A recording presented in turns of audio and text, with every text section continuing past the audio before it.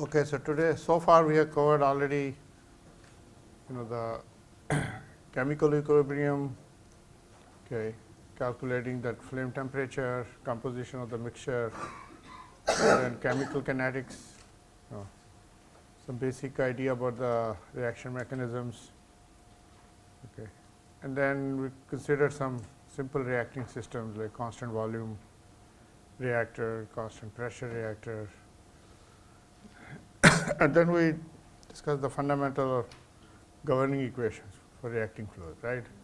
So now we'll apply all that knowledge to study flames.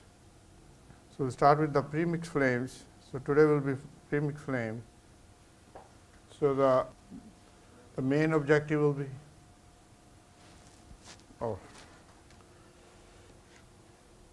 okay, yeah, when it's not in the presentation mode, then it goes in the sleep mode.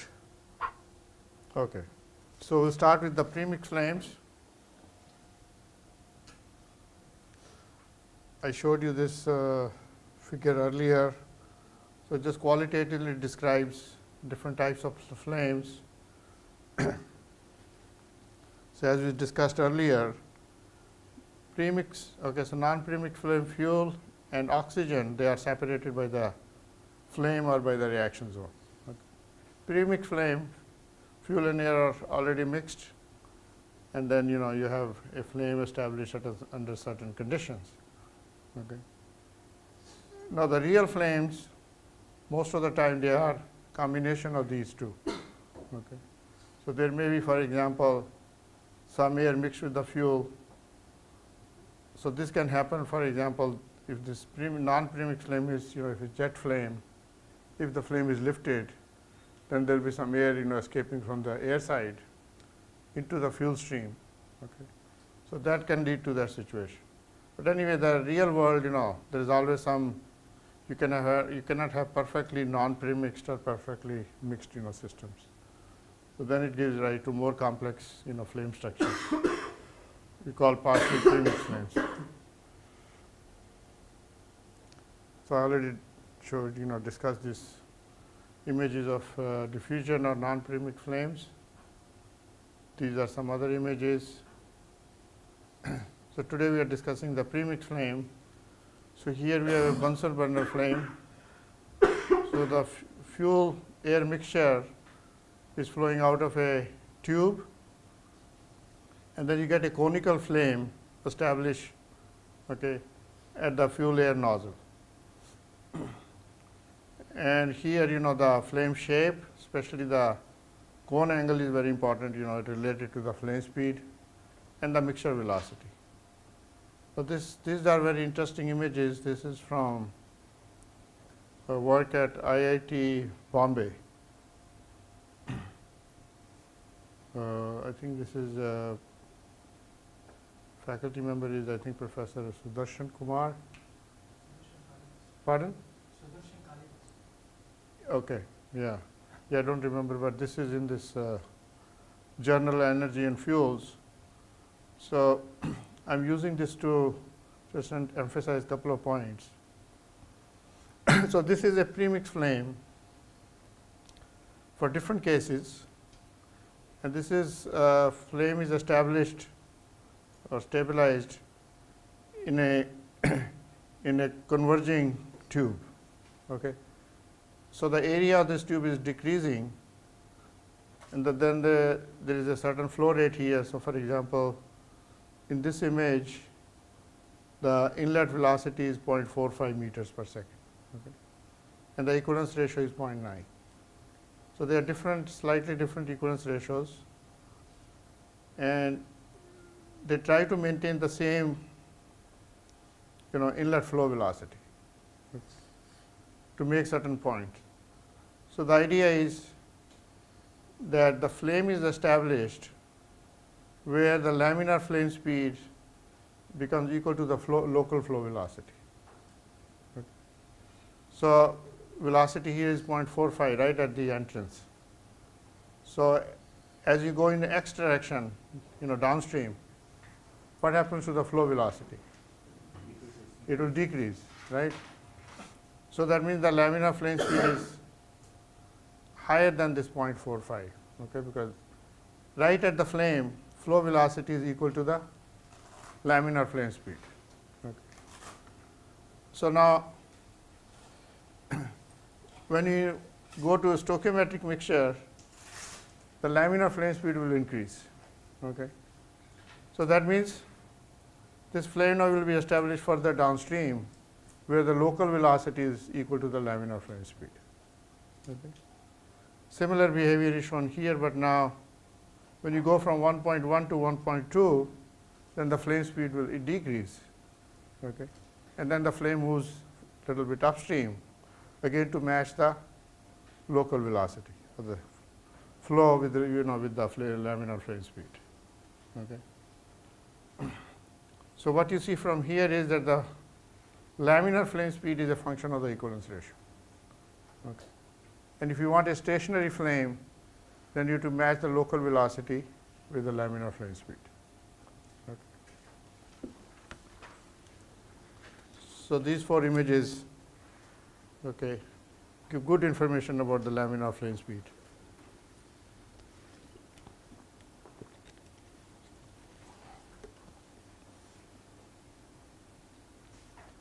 Here I have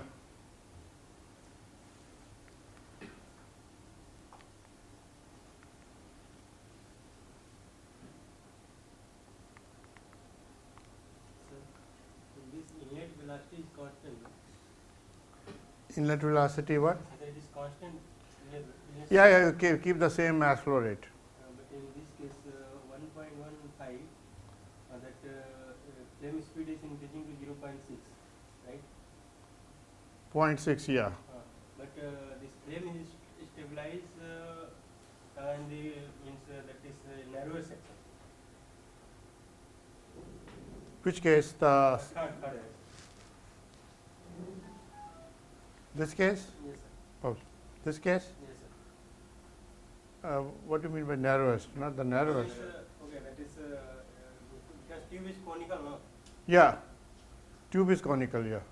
So as compared to fourth one, like phi is 1.2, the flame speed is increasing, but still it is stabilized in the near means near to the. No, the flame speed is decreasing because you go from 1.1 to 1.2.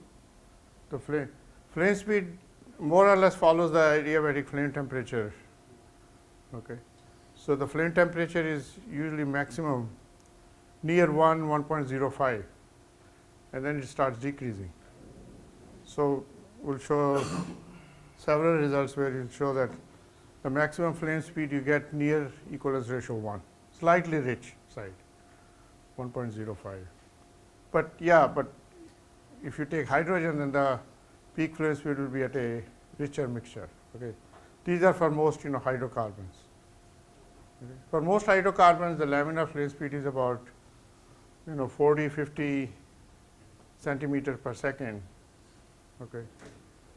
And that's the peak value near stoichiometric conditions. Okay. Yeah, so flame speed actually decreases. But sir, it is not clear, means I am not understanding how it is coming. Yeah, because okay, without the flame, okay, what about the flow velocity here compared to here? The flow velocity will be lesser. It will be less here, right? Because the flame speed is also lesser. But the inlet velocity is higher, 0.6 meter per second is so. No, both are 0.6. Both are 0.6. Okay. Yes, sir. Okay. Yeah. Hello, pointer is not working. Pointer is working, but so I'll just.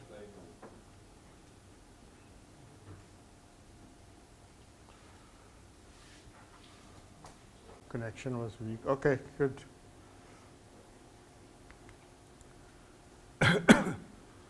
Now this is the image. This is from CFD. Okay, of a lean premixed flame. Okay, which is stabilized in this by the bluff body. This is the bluff body. The flow is coming through here. It's a axisymmetric geometry. Okay, and what is plotted the reaction rate. So reaction rate, okay, is this good signature where the flame is. Okay. So that's the turbulent flame, and now this flame is near extinction. So you see there are holes in the flame. Okay. So that's very typical behavior when flame is near extinction, near blowout. Okay. Then there are holes, and then there are a lot of fluctuations going on.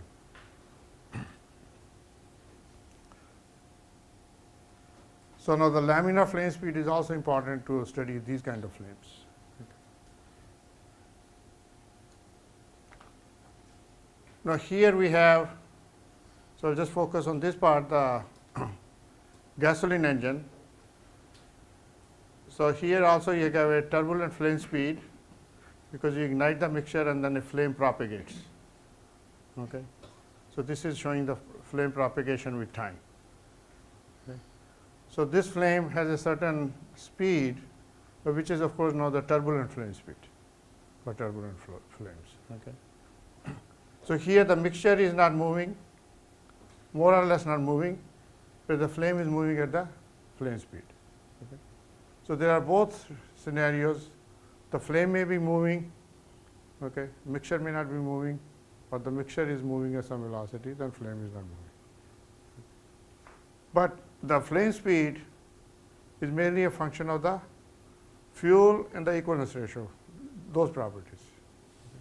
Once you fix those properties, okay, the flame speed does not change whether you change the flow speed. That's what I was showing you in these 4 images.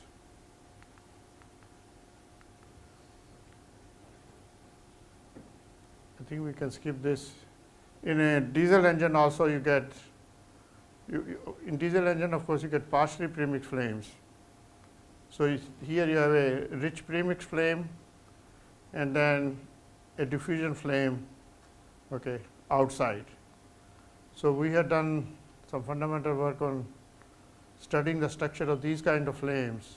So you get a rich premixed flame, and then behind you have a non-premixed flame.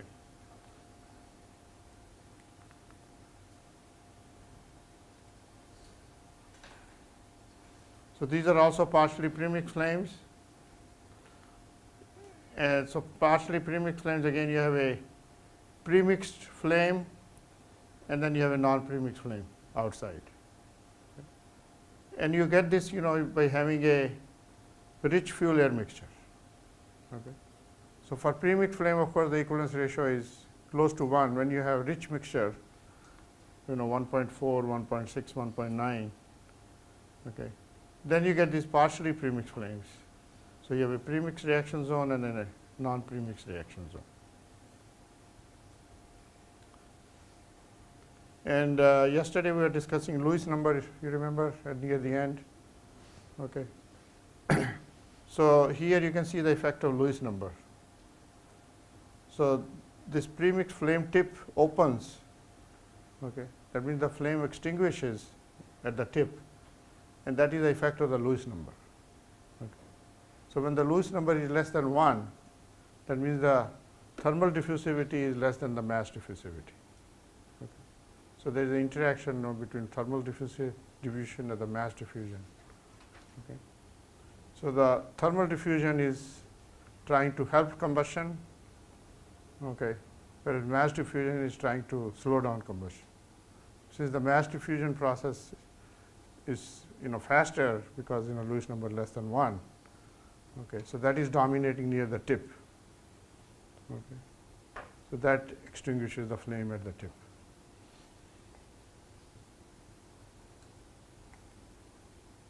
So for propane rich mixtures, Lewis number is less than 1. Okay. Propane lean mixtures, Lewis number is greater than 1. And that will make the flame even more stable. Okay. So it depends on the Lewis number also, how the flame is, whether the flame is stable. The flame speed can also depend on the Lewis number. I'll show you some results. Skip this.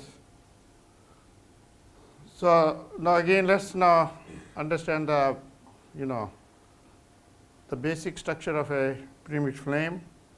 So here we have a stationary flame and the mixture is moving, and this mixture velocity will be equal to the laminar flame speed. Now, premixed flame also has the wave properties, and there are two types of waves for premixed flames. Okay, the one are called deflagration waves. These are low speed waves, like laminar flames. Okay. The high speed, okay, those are called detonations. Okay. So, for example, if you take a mixture,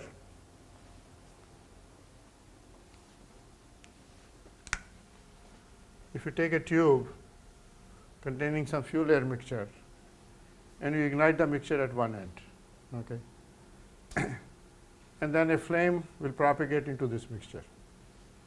Okay. So these are deflagration waves. Okay.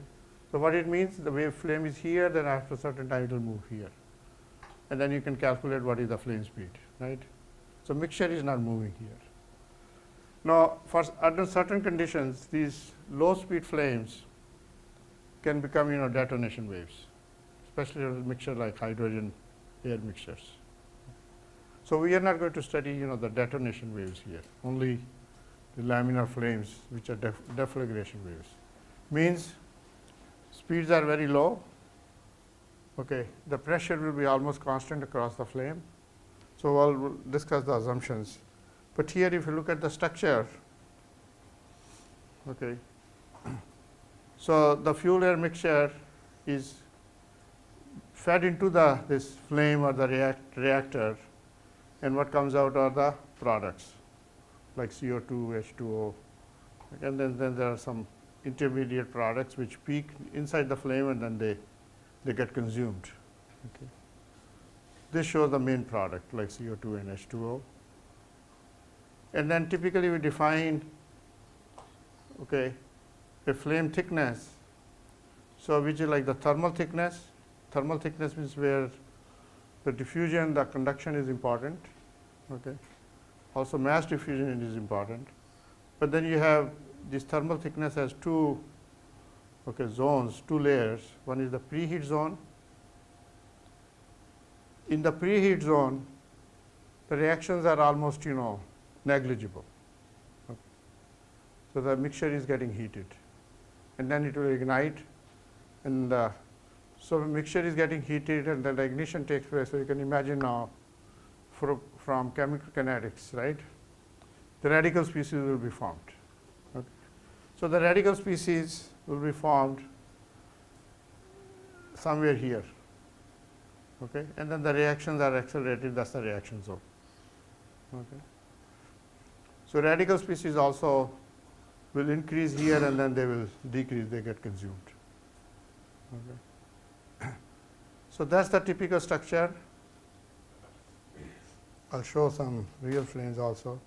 So this is the actual structure of hydrogen, oxygen, nitrogen flame. This is a flame stabilized on a burner. So you have a tube, and then you get a very flat flame stabilized on this at the exit of the burner. Okay. So you can see the typical structure, the variation of hydrogen. So flame will be here. So hydrogen is getting consumed, oxygen is getting consumed, and the main product is H2O. Okay. So from here you can almost define a flame thickness. So if you roughly estimate the flame thickness, what's the value you get? Pardon? Okay. So it's it's almost less than 0.4. Let's say 0.4 maximum. So it's like 3 millimeter. Okay. So these flame thicknesses are very, very small for laminar flames. Okay. So it's like few millimeters. That's the typical thickness of the flame. And now you can imagine all those 100 or 200 reactions occur in that 3 millimeter zone. The reactions are very fast. Okay.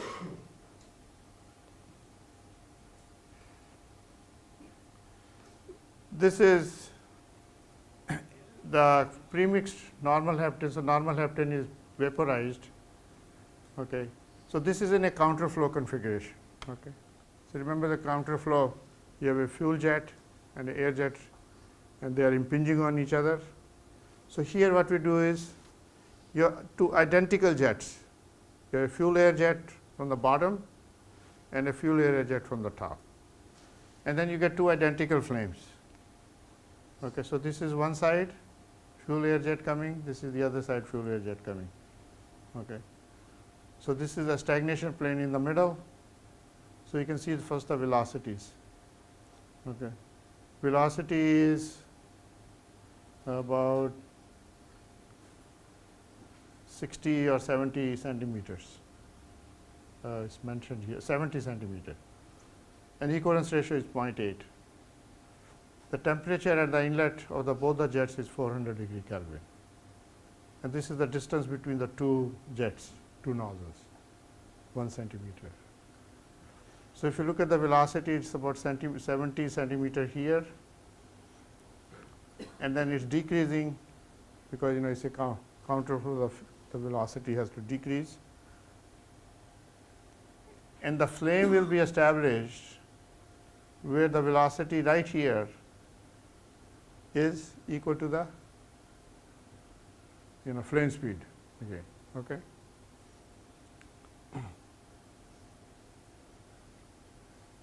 So for example, what will happen if you increase the equivalence ratio to 1? Okay. Flame speed will increase, right? Okay. So then this flame location, flame is located here, right, is going to move this way because the velocity is higher, flow velocity is higher this way. Okay. If this flow velocity is very low, okay, then the flame is going to move into the tube. Okay. That is called flashback. So that's a very unsafe situation. Okay, so when you have premixed flame, you make sure the premixed flame, okay, system does not have flashback. Okay, so we'll discuss a little bit about flashback later on, but it has to do with the flame speed being higher than the flow velocity. Okay. But anyway, this is again, we can study the flame structure. So these calculations were done using Chemkin, and the flame structure is shown on the next slide. So we show like half of this computational zone from 0 to 0.5. So 0 to 0.5. Okay. So so heptane is consumed in the flame. Okay. Oxygen is consumed. Equivalence ratio is 0.8, so there is some extra oxygen, okay, because fuel lean. And then you can see CO2, H2O, and then CO. Okay. So this is CO. Okay. So now notice H2O and CO2. Remember we were talking about this, that H2O starts forming earlier, okay, compared to CO2. So you can see that here, the evidence of that, H2O and then CO2. So first, CO starts forming, okay, and then you see, okay, right behind that CO2 starts forming, okay. And here, of course, CO starts getting consumed, and then more CO2 is formed. Okay. So here I plotted the two main intermediate products, which are CO and H2. Okay. So with this introduction, so we discussed what is flame speed and how does the laminar flame, premixed flame structure looks like. Okay. So these are the topics, some of the topics we'll discuss. So main topic here will be laminar flame speed. Okay. And what are the important parameters which affect this laminar flame, like equivalence ratio, initial temperature, thing of pressure. Okay. So how these parameters influence the flame speed. And also we'll discuss to some extent the flame structure. Okay. So effective important parameters on the flame speed and thickness. And then we'll discuss very briefly some other flames. So this is more of an introduction, why we study laminar premixed flames. Okay, what are laminar premixed flames? So we already more or less discussed this. The reaction zone separates the reactants, fuel air mixture, okay, from the products. Okay. For premixed flame, safety is a major concern. So the premixed flames are not as common as the non-premixed flames. Okay, because you have to have fuel and air mixture mixed already before combustion. So there are certain design conditions for safety. Okay. But there are many systems where we have this laminar, or not laminar exactly, some of them may be laminar, but premixed flames. So gas turbine combustors using lean premix combustion technology, spark ignition engine, different kinds of fires, but the fires in coal mines, those are premixed flames, and they can also become like detonation waves under certain conditions. So there is explosion. So what is the fuel there for coal mines? Yeah, it's like a coal gas they call it. It's like methane and some other fuel maybe. Okay, I don't remember now exactly. Okay, so it's the coal gas. So it's coal gas and air is all mixed. And if you even have like a static electricity, that can lead to explosion. Okay, so it's a very unsafe, situation. Then there are other applications like some residential burners. Of course, there you get partially premixed flames. Okay, furnace is diesel engine, you get partially premixed flames. Rocket engines also you get partially premixed flames. Okay. But there, the partially premixed means there is some premixed reaction zone. Okay. And a premixed flame is characterized by the propagation of a wave, okay, like a wave propagation. Okay. So there are two types of combustion waves, detonation and deflagration. So here we are studying the deflagration. Okay.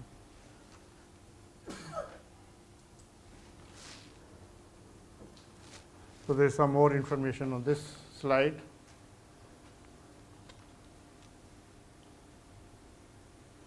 The laminar flame velocity is also important for flame liftoff and stabilization.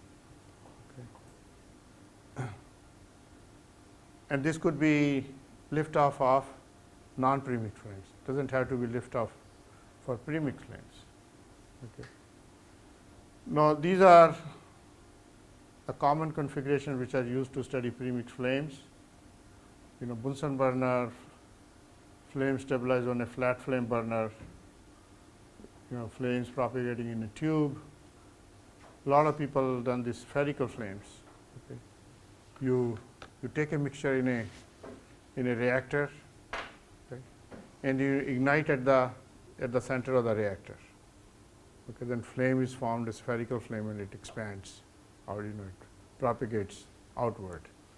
So a lot of work which has been done on spherical flames to study the flame speed, not only flame speed, the effect of Lewis number, effect of instabilities on those flames. So I'll show you a couple of images. And then counterflow also, lots of people use this counterflow configuration for premixed flames. And then there are laminar and turbulent flames which are stabilized on a bluff body, not just on a rod. Okay, they use some different bluff body shapes. So what are the important properties? Okay, flame speed and flame thickness, structure, and then the effect of important parameters. Okay, and then there are more advanced topics, okay, which we don't have time to cover, in this course.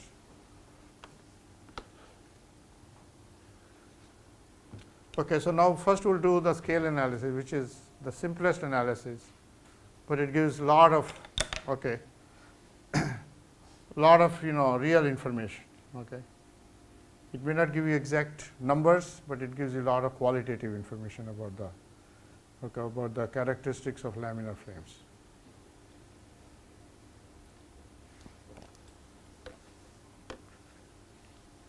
So laminar flame speed is defined as the mixture velocity normal to the flame surface. Okay. I should add here, it's a mixture velocity with respect to the flame and in a direction normal to the flame surface. Okay. So, or you can say mixture velocity relative to the flame velocity. Okay. A flame velocity means if the flame is moving. Okay. So, for example,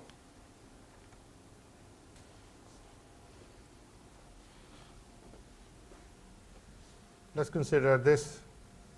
So, let's say you have a flame here. Okay. And laminar flame speed says 40 centimeter. Okay. So, if this mixture is moving at 50 centimeter, okay, then is this flame stationary or moving? Okay, so it will be moving, and what will be the speed of the flame? Okay, so see, this 10 centimeter is not the flame speed. Okay, it is just the speed of this wave, moving. Okay. Now, on the other hand, if I decrease this to 20, okay, then this flame will move 20 centimeter toward the mixture. Okay. So this is the flow velocity relative to the flame, which is 40 centimeter, okay, and direction normal to the flame surface.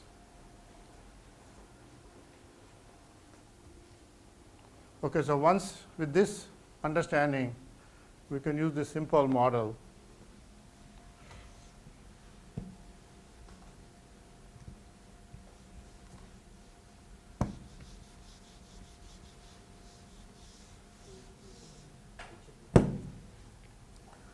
So you have a flame here. Let's make it a little thicker. So this mixture now, let's say, is coming at same speed as the flame speed. So U is equal to the flame speed. Okay. So then the flame is stationary. Then the mass flow rate for the mixture will be SL times the density of the mixture. So here we'll use, U means unburnt, burnt will be B, so times the area, right? Area of the tube. Okay. So this mixture, what happens to this? It gets consumed in the flame, right? So that has to be then equal to, okay, the reaction rate, the rate of consumption of fuel air mixture, because not only fuel, the oxygen is also gets consumed, times area times the flame thickness. So this is the flame thickness. So this volume, okay, is A times delta. So W dot will be, okay, the reaction rate. Now this will be in kilogram meter cube per second. Okay. So just balancing, doing the mass balance, okay, it gives us this equation. Okay. You can cancel out the area. Okay. Now this is not an exact equation again. Okay. This is just doing overall mass balance because, okay, the mixture also contains nitrogen, right? So it's not exact equation. Okay. So we can say that this is, proportional to this. Okay, maybe some constant is missing. Now, other equation we can get by comparing the thermal diffusion time to the reaction time. Okay. So this is again, scale analysis. So what's the reaction time?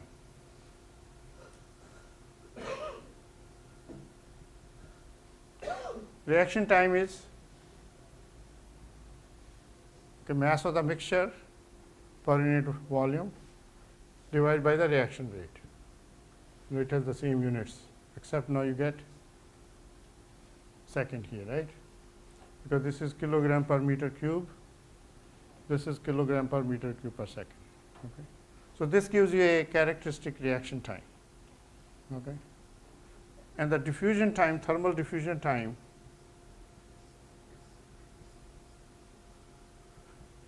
use a characteristic length. So in this case, it will be the flame thickness. Okay. So delta square, that's the length square, divided by the thermal diffusivity. Okay. This also has a dimension of time. Okay. So equating these two, so this is equal to rho u over. So using this equation and this first equation, which is not delta, A is cancelled, not delta. So using this equation and this, we can get an equation for the flame speed. Okay. Basically, you eliminate delta between these two equations. Okay. So, and then you can get the, using this equation for SL anywhere, it is either here or here, you can get an equation for the flame thickness. Okay. Flame thickness can also be defined by this ratio alpha divided by SL, because that has the units of length. Okay.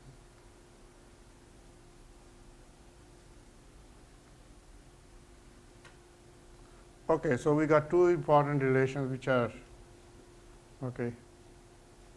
almost exact except for the constant proportionality. Okay. And these have been proven experimentally by a number of people. Okay. Very extensively, you can show that the flame speed, so let me write this here to discuss. So the flame speed depends on the reaction rate, thermal diffusivity, and the mixture density. So square root of this fact, this ratio. So if you increase the reaction rate or thermal diffusivity, flame speed will increase. So you can apply to different fuels or different conditions. Okay. And then if you decrease density, then also flame speed will increase. Okay. Other thing, what is mentioned here. So the laminar flame speed as well as the flame structure, of course, there is no information about the flame structure here, but let's focus on laminar flame speed, is governed by both chemical kinetics. So where is chemical kinetics here? Okay. In the reaction rate, right? And it's also governed by transport, alpha, thermal diffusivity. So both are equally important for premixed frames. Okay. The diffusivity or thermal transport. People also use mass transport. Instead of alpha, they can also replace this with diffusivity, because Lewis number is alpha over D. Okay. You can also look at the effect of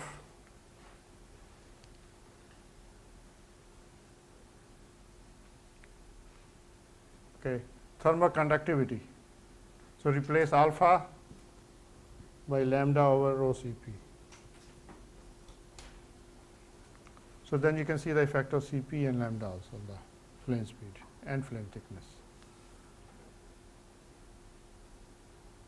Okay. Any questions?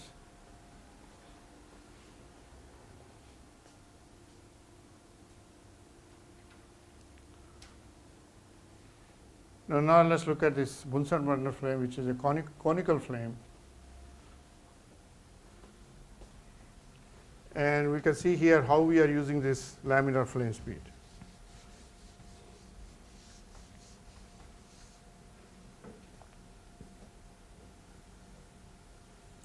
So this is the cone angle using alpha, okay, and this flow velocity is VU, okay.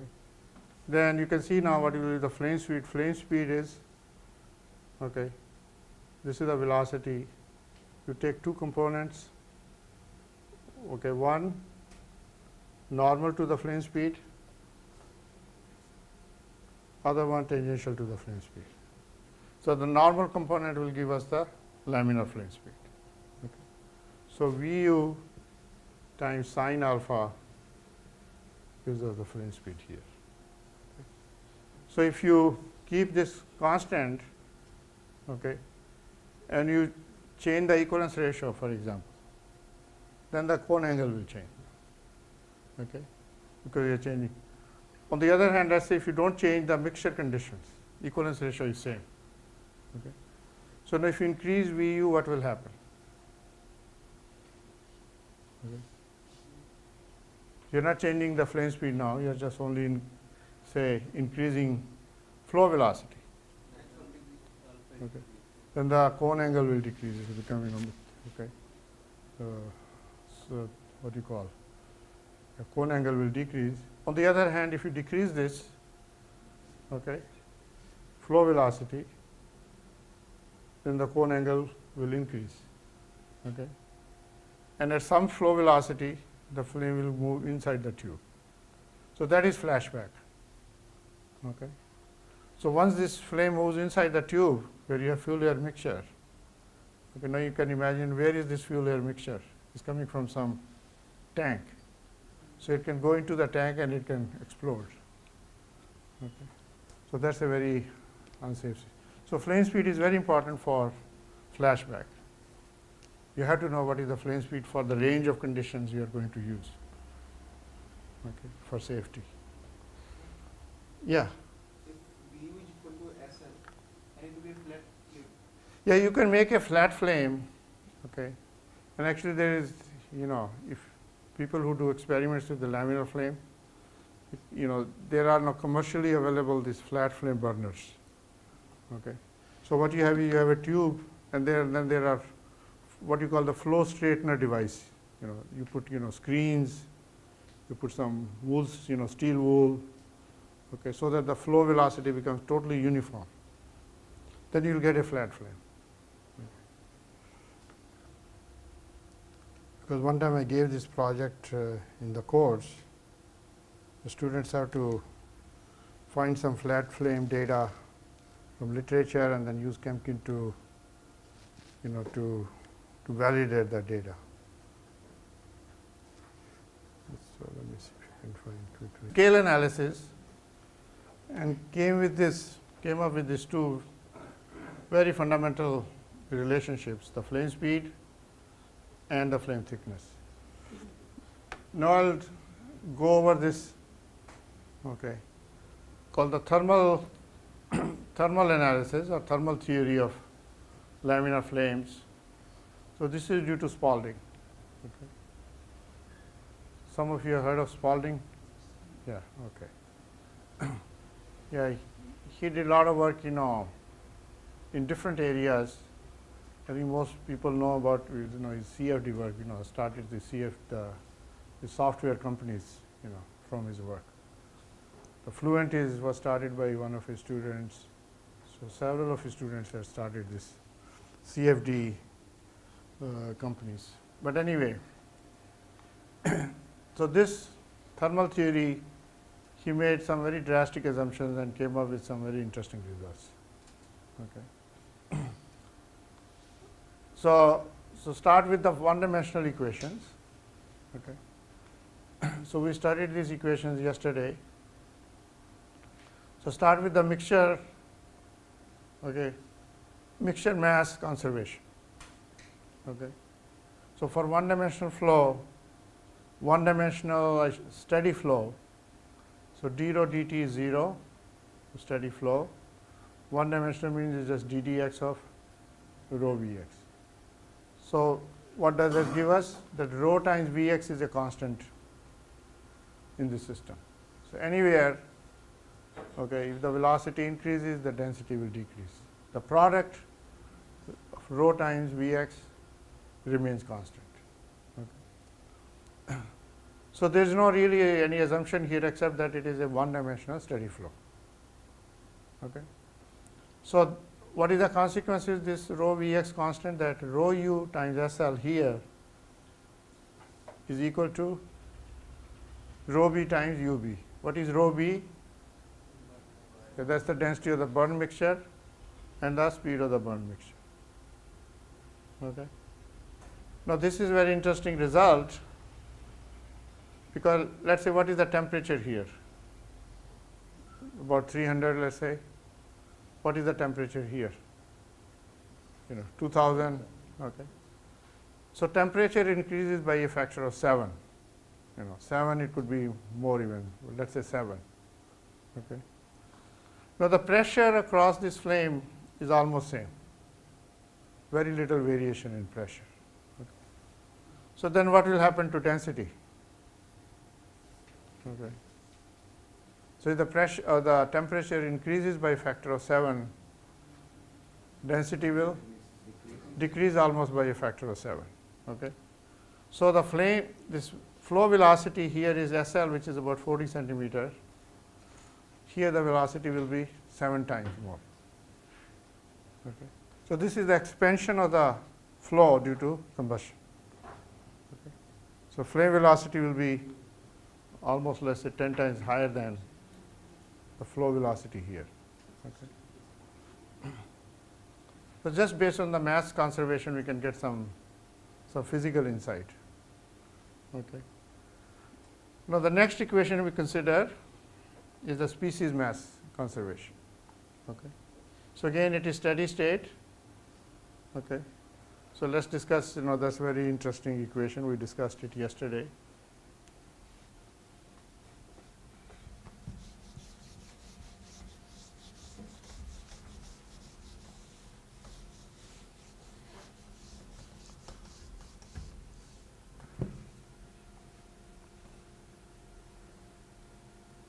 So d rho ddt of rho I equals minus ddx. So it's only one-dimensional flow, so we can just use ddx.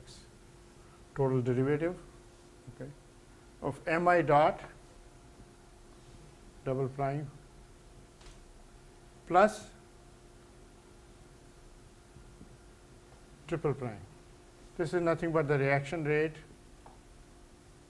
of Wi times mi. Okay. So remember this quantity, the mass flux of species I. Okay. Mass flux of species I is due to convection and species diffusion, right? So what is convection? So convection will be rho times u. Okay. So here I'm just writing I double prime, but it's actually rho times ux or Vx I'm using. So Vx times Yi, or you can just write rho I times Vx. Okay. What about diffusion? Okay. So that's the diffusion, minus rho d I dyi dx. Okay. So that's the species equation. Okay. So what you are saying here, convection and diffusion and reaction rate, they balance together, right? The rate of change of mass of species I due to convection, due to diffusion, and due to reaction, sum is 0. Okay. So just a balance between convection, diffusion, and reactions. Okay, now we go to the energy equation. Okay. So remember, near the end yesterday we derived the final equation for the sensible enthalpy. So then if you use steady state and one dimension, this is our energy equation. Okay. So this is the convection part, because what is this m double prime? Rho times Vx. Okay. So that's the convection part, which is similar to this part here, okay, for the species. And then the conduction, okay, of heat. So convection and conduction balanced again by the, what is this quantity? That's the rate of heat release due to reactions. So what Spalding did, he tried to solve the energy equation without worrying about the species equation. Okay.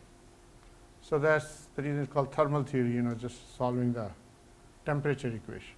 Okay.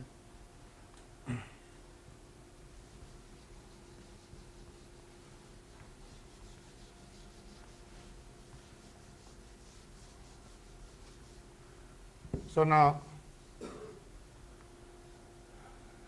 so if you want to see more details, okay, so you can look at the yesterday's lecture, and then we had the three-dimensional equation. So take steady state and make it one-dimensional, then you get this equation. Okay. So he tried to solve this equation first by integrating, or before I go further. So let's discuss the mathematical aspect. So this is a second order ordinary differential equation. Okay. So you need two boundary conditions to solve this numerically, or analytically for that matter. Okay. So what are the boundary conditions? So consider the inflow at x minus infinity. So this side is x minus infinity, this side is x plus infinity. Because this infinity are like, artificial, just the entrance and the exit. So it's a long tube, basically. Okay. So at minus infinity, temperature is Tu. At plus infinity, after the flame, it is Tb, right? But then you have two extra conditions, that the temperature gradients are 0 at the entrance and 0 at the exit. So that means there are two extra boundary conditions. So those are used to calculate flame speed and flame thickness. Okay, so then you have two additional unknowns in this problem. Okay. So that's the base. So numerically, actually, you can solve this equation, and you can get the flame speed, okay, more accurately. But he tried to solve it analytically. Okay. So to solve analytically, he made more assumptions. Okay. So this we already consider a steady one-dimensional adiabatic flame, so no heat loss. Okay. In real flame, there will be heat loss at the wall. Okay. So flame, let's assume it is stationary. So pressure is constant. Okay. Then all the transport properties are constant, like the conductivity, thermal diffusivity. Okay. Cp values, they're all constant, and Lewis number is 1. Now for this analysis, he used a single, global reaction, okay, so that we can get some estimate about the reaction rate and heat release. Okay. So three species with a single global reaction. What this means is you have fuel. Okay. So here it doesn't matter what fuel, it's just fuel. Okay. And then you have, okay, a stoichiometric value times oxidizer. Oxidizer is typically air. Okay. So what is this now? This will be the mass of oxidizer divided by the mass of fuel. Okay. So it could be it doesn't have to be equivalence ratio 1. Okay. But it's easily calculable once you know what fuel you are using. Okay. So if you given the equivalence ratio, we can calculate this.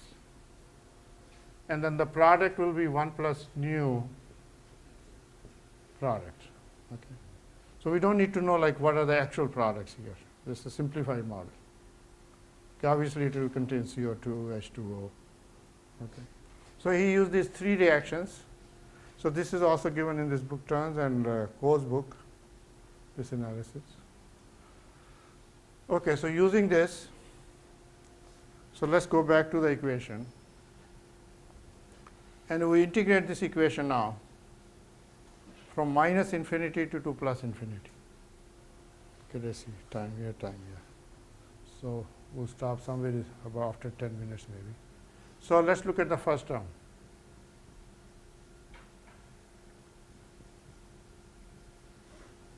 From minus infinity to infinity times dx. Okay. So what about this quantity? Is this of x or is it constant? So that is constant from the first equation, right? Rho times v is constant. So this comes out of the integral. Cp also we assume as constant. Okay. So then, so Cp outside, then what is the integration of this term? Just t, right? So that's how you are able to solve this, at least for some case, like from minus infinity to plus infinity. So this will give us T burned minus T unburned. Okay. So when we integrate this equation for the entire length, it gives us the overall conservation of energy. Okay. So this is, now let's look at this term. Okay. So this will give us minus lambda dt dx, the integration, right? Because this is ddx of this quantity. So when you integrate, it will be just this quantity, right? Lambda times dt dx. Okay. And this is from minus infinity to infinity. Okay. Now we use this condition dt dx 0 and 0. So this is 0. Okay. So there is no conduction effect at the boundaries. And now we have to integrate this. Now when we consider just 3 reactions or 3 species,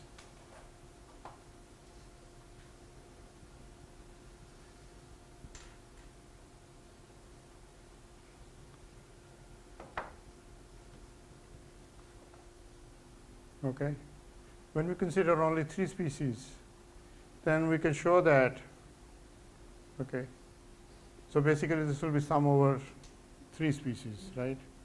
So this will be then the enthalpy of formation of fuel, enthalpy of formation of oxidizer, and enthalpy of formation of products. Okay. So, and then there is some simplification involved. Okay. So basically this gives us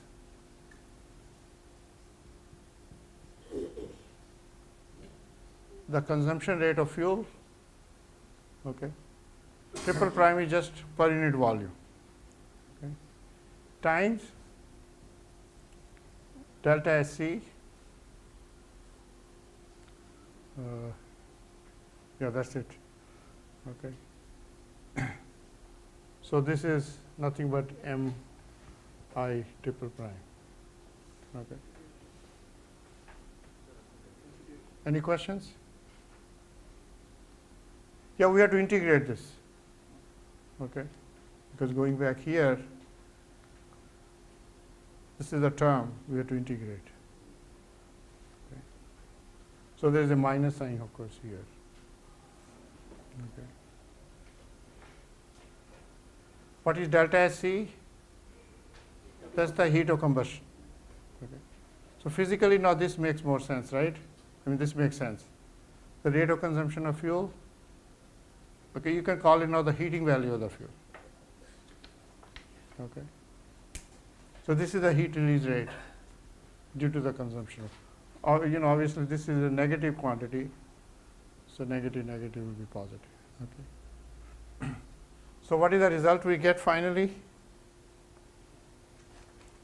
Going to the next slide. M dot double prime Cp Tb minus Tu, okay, and integration of Mf dot double prime delta Sc. Delta Sc will come outside, is the constant, okay, times dx. Okay. So this is just the heat release rate which is integrated. Okay. So what is physically this quantity? Okay. What is this quantity? Heat release rate at any x. And then you integrate over the entire length. So that's the total heat release rate. And that's equal to, okay. Okay. So this is like what we discussed earlier. Okay. When you do equilibrium flame adiabatic flame temperature, it looks very similar to that equation once you integrate. Okay. Now in combustion analysis, this is the most difficult term to analyze, to get solution, because this has exponential dependence on temperature. Okay. And we don't know the temperature variation yet, right? Okay. We only know the temperatures at the boundary. Okay. So we make further assumption to make an estimate for this. First of all, okay, we look at the flame. We don't have a flame there, or maybe yeah. So if you look at this integration now, from minus infinity up to here, it will be 0. Reaction rate is 0. Okay. So this quantity is only relevant from 0 to delta, okay, in the flame.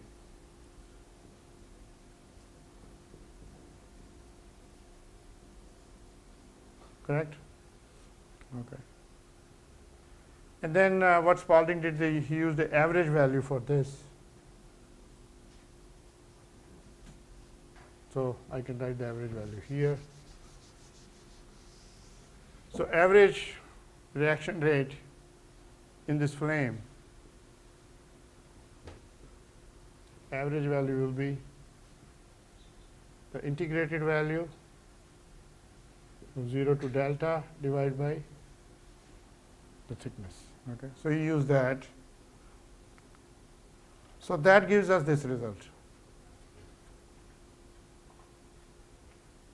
Okay. So I think let's stop it here, then we'll continue after the break.